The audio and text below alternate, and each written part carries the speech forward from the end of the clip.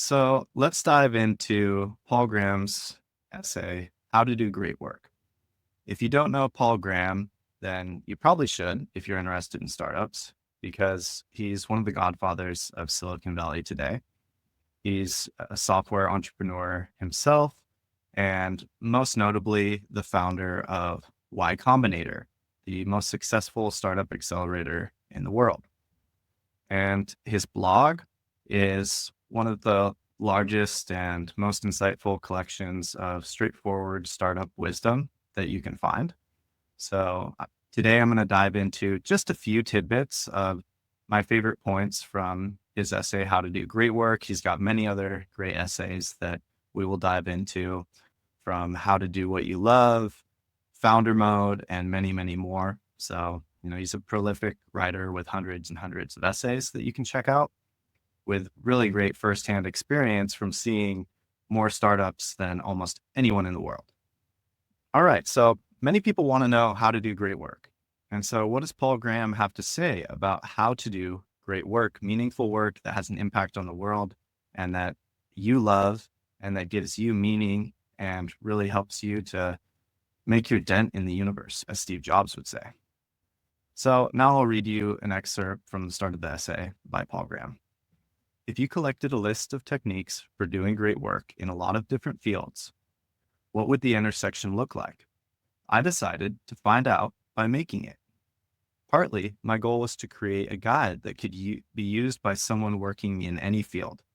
But I was also curious about the shape of the intersection. And one thing this exercise shows is that it does have a definite shape. It's not just a point labeled work hard or grind, as I like to say. The following recipe assumes you're very ambitious. The first step is to decide what to work on. The work you choose needs to have three qualities. It has to be something you have a natural aptitude for, that you have a deep interest in, and that offers the scope to do great work. So this is how he kicks off this essay on how to do great work. Here he's taking an intellectual journey to try to explore this concept of, is there any similarities between the best minds in the world, the best physicists, the best entrepreneurs, and how they were able to do something great with their career? Develop a habit of working on your own projects. Don't let work mean something other people tell you to do. If you do manage to do great work one day, it will probably be on a project of your own. It may be within some bigger project, but you'll be driving your part of it. What should your project be? Whatever seems to you excitingly ambitious. And he's going to talk about this again. Excitingly ambitious. Those are keys. As you grow older and your taste in projects evolves, exciting and important will converge. At 7, it may seem excitingly ambitious to build huge things out of Lego. Or for me, building forts in the woods was the go-to. Then at 14, teach yourself calculus. Till at 21, you're starting to explore unanswered questions in physics, but always preserve the excitingness. There's a kind of exciting curiosity that are both the engine and the rudder of doing great work. It will not only drive you, but if you let it have its way, will also show you what to work on. What are you excessively curious about? Curious to a degree that would bore most other people. That's what you're looking for. And this is critical. What is something that you are so curious about that would make other people bored? They wouldn't stick with it. They wouldn't do the reps. They wouldn't take the shots. They wouldn't read the papers. They wouldn't practice it. They wouldn't build mock-ups. That is a key to understanding where you should focus and where you can do great work. Paul Graham lays out 4 steps to doing great work. So you need to choose a field. You need to learn enough to get to the frontier. You need to notice gaps and explore the promising ones. This is how practically everyone who's done great work has done it, from painters to physicists. Step 2 and 4 will require hard work. It may not be possible to prove that you have to work hard to do great things, but the empirical evidence is on the scale of the evidence for mortality. That's why it's essential to work on something you're deeply interested in. Interest will drive you to work harder than mere diligence ever could. The three most powerful motives are curiosity, delight, and desire to do something impressive. Sometimes they converge, and that combination is the most powerful of all. So here he really talks about that you have to choose what you want to do, learn enough to get to the frontier, notice the gaps, and explore the promising ones. So it's not just doing the work to be an average player.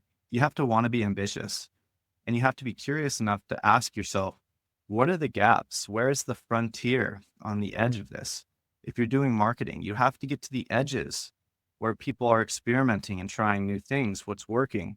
If you're building software, where are the areas where innovations in compute or usability or a new industry, a new user experience could really change the way people do things? And he talks about this concept throughout this essay as well, that many times doing great work, it's not about, it's about the hard work and the practice, but it's also about the fundamental question of what to work on.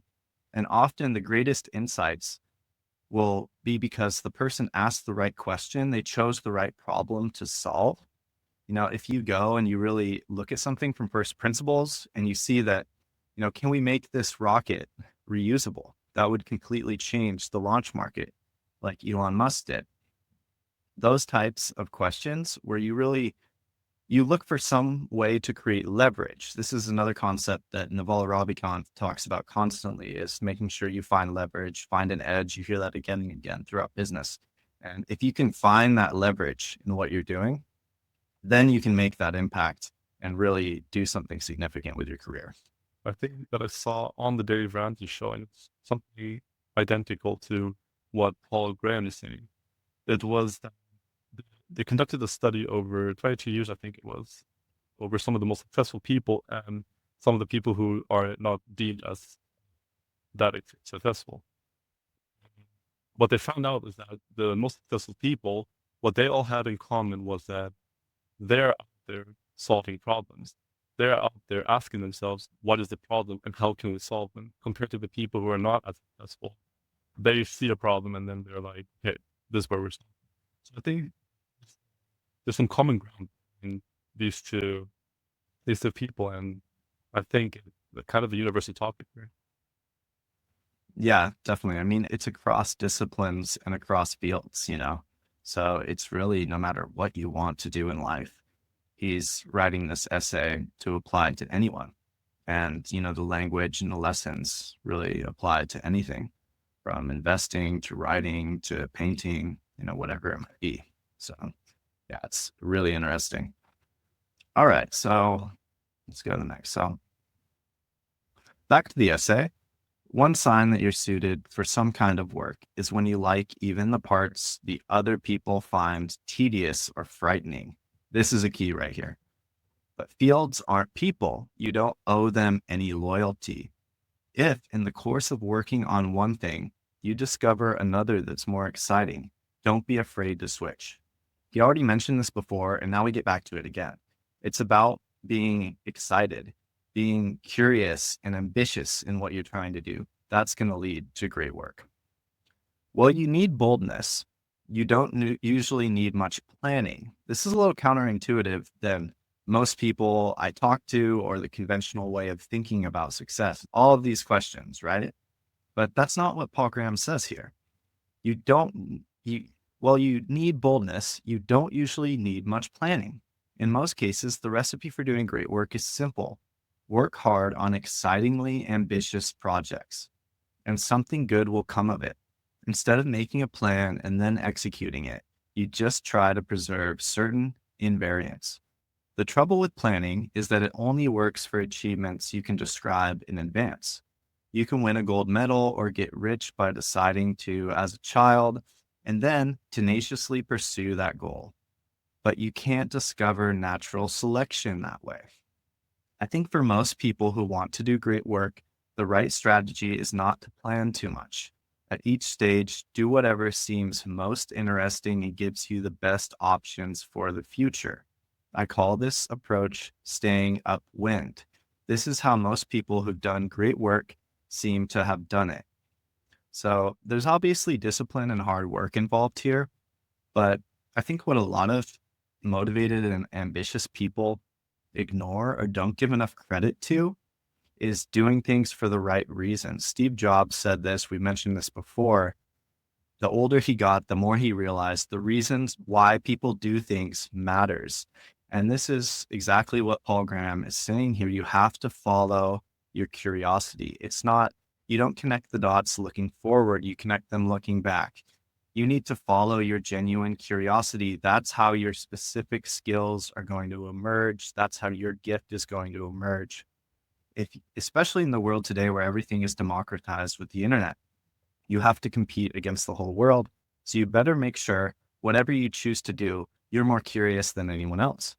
This is something, as he said before, where you need to find the tedious and boring bits of this industry to be fun. You need to love to sit there and nerd out on topics like researching Paul Graham or researching startups or figuring out different brushstrokes for your painting or understanding how low-level assembly language will work for your controller, fill in the gap.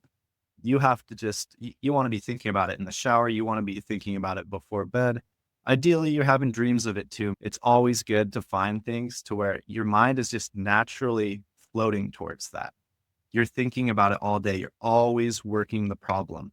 This is something that Richard Hamming talks about as well. A legendary researcher at Bell Labs. He talked about how the great ones are always working the problem.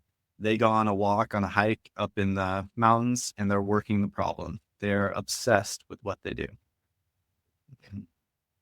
All right, so now we're going to get into another very important concept in entrepreneurship and doing great work, investing, and that is the concept of compounding. If you do work that compounds, you'll get exponential growth. Most people who do this do it unconsciously, but it's worth stopping to think about. Learning, for example, is an instance of this phenomenon. The more you learn about something, the easier it is to learn more. Growing an audience is another. The more fans you have, the more new fans they'll bring in. The trouble with exponential growth is that the curve feels flat at the beginning, but it isn't. It's still a wonderful exponential curve, but we can't grasp that intuitively. So we underrate exponential growth in its early stages. I mean, this is genius. You could be working on exactly the right thing. You could be working on the next billion-dollar company. And the facts are that overnight success is 5-10 years in the making. And you're doing the work, you were building the foundation of that exponential growth. And so whether it's learning or in your career, finding things that compound is a superpower and it gives you leverage like nothing else. So really great insight on doing great work, learning and understanding that all that knowledge and work you do, it stacks and it grows. Love that concept. I also think that concept kind of ties into everything else. I mean, you mentioned career and learning, but it can go beyond that. It can be hobbies. It can be, I mean, as much as going to the gym as well. It doesn't just happen overnight, right? So I think it talks about like I think a universal principle, and it's kind of interesting to see it all aligned to different parts of your life too. Yeah, definitely. I mean, I've been reading a lot of Naval for a long time, and we'll cover him in future episodes, but he talks a lot about compounding and the importance of compounding as well. And you see this a lot in some of the great thinkers of today's age. They realize that you need to find those areas of focus, work, investing, where you get that compounding. And it's going to be a grind in those early days, but you are building something that's evergreen, that's going to continue to grow and grow. So, it's also the concept of wealth. Like the concept of wealth is that you should have your money working for you so you can have freedom. So yes, it takes time in those early days to build those assets so that you can truly be wealthy. But then you actually can live off of the growth of those assets. And that same momentum applies to your career and the learning that you have in whatever specialization you choose. So it's a really powerful concept we see again and again. Exactly.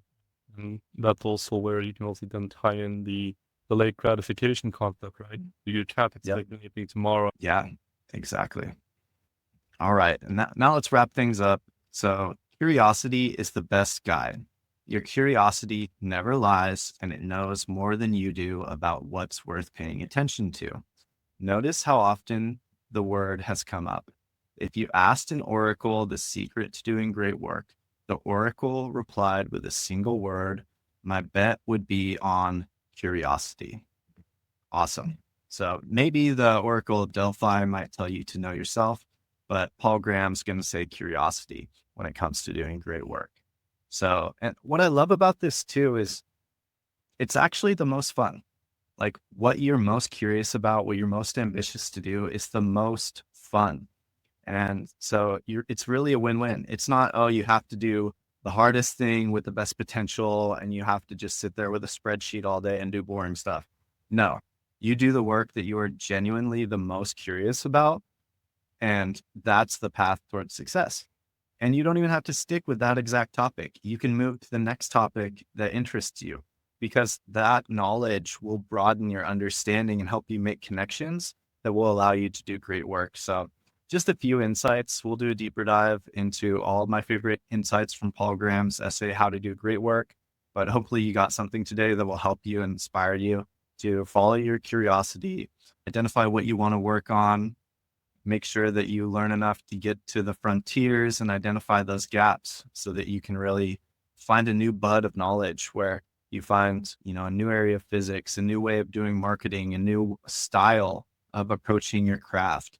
And fundamentally, you have to be ambitious.